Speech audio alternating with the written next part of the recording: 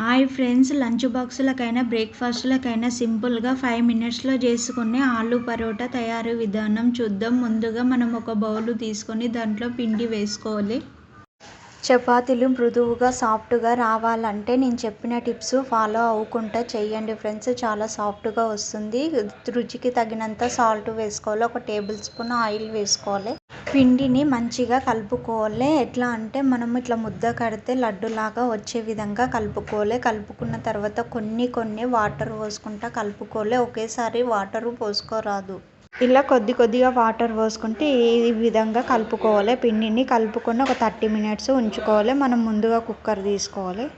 3-4 potatoes తీసుకొని water పోసుకోవాలి. Gas on చేసుకొని కుక్కర్ పెట్టుకోవాలి. ఇప్పుడు మనం ముందుగా కరివేపాకు, ఆనియన్స్, పచ్చిమిరపకాయలు చిన్న ముక్కలుగా కట్ చేసుకొని 5-6 విజిల్స్ వచ్చినాక పొటాటోస్ తీసుకొని పైన తొక్క తీసి ఇట్లా స్పూన్ తోటి మెత్తగా చేసుకోవాలి. పొటాటోస్ని ఉండలుగా లేకుండా మెత్తగా చేసుకొని ఇప్పుడు కట్ చేసి పెట్టుకున్న పచ్చిమిర్చి, ఆనియన్స్, కరివేపాకు వేసుకోవాలి.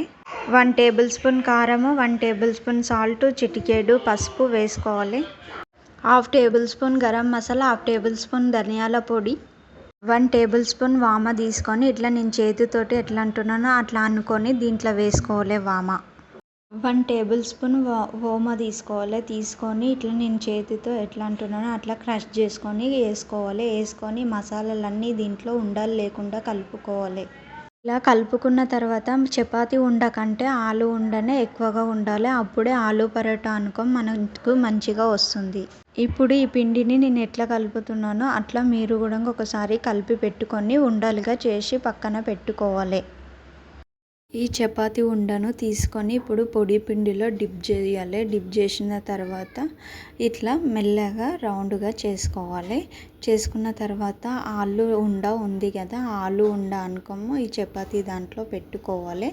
నేను చెప్పిన విధంగా ఇట్లా రౌండ్ ఆఫ్ చేసుకోండి.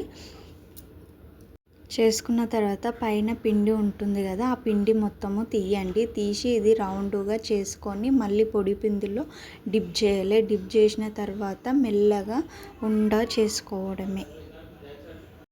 ఇది రౌండ్గా చేసుకోవాలి. ఎక్కువగా ప్రెస్ చేయకండి, మెల్లగా చేసుకోండి.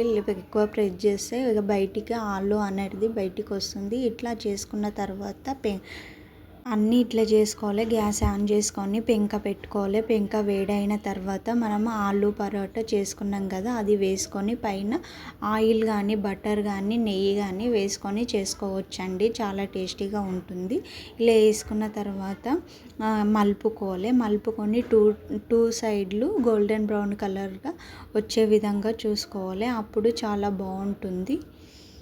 వేరే సైడ్ పెట్టుకొని దీంట్లో కూడా కొంచెం ఆయిల్ వేసుకొని ఇది తీసుకోవడమే చాలా బాగుంటుంది.